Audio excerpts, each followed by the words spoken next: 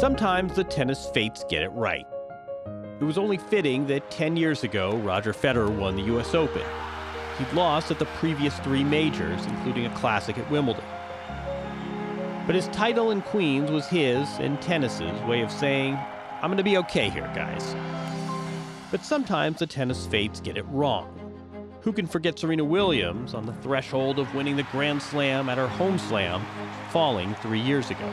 Serena Williams, her remarkable Grand Slam season has come to an end. In 2018, we have high hopes for the tennis fates to finally get it right and deliver to the New York fans something that's never occurred at the US Open. Ironically, Roger Federer and Rafa Nadal would start their rivalry on US hard courts, meeting in Miami in 2004. Nadal, just 17, possessing the body of a man and the face of a boy, beat Federer, then the defending Wimbledon champ in straight sets. Well, a quite astonishing win, but one wonders where it will all end.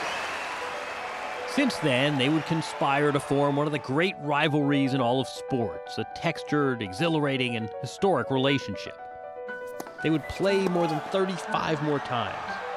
Federer and Nadal, Nadal and Federer, they would compete against each other indoors and outdoors, in blowouts and in classics, on all surfaces, all over the world.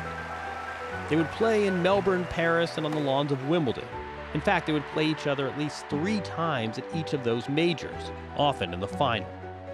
I don't think either one of us believed that we were going to be in the finals of Australia when we saw each other. And here we stand in the finals. At the US Open, though, they've been strangers. The equivalent of 2 subway cars passing in the night.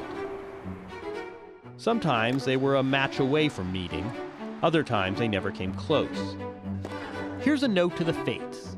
This year, at ages 32 and 37, tennis's 2 kings are poised perfectly to bring their rivalry to Queens.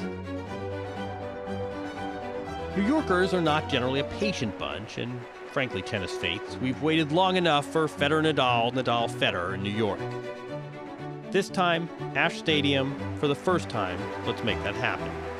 Fans will say it's about time, and then fans will simply say, thanks.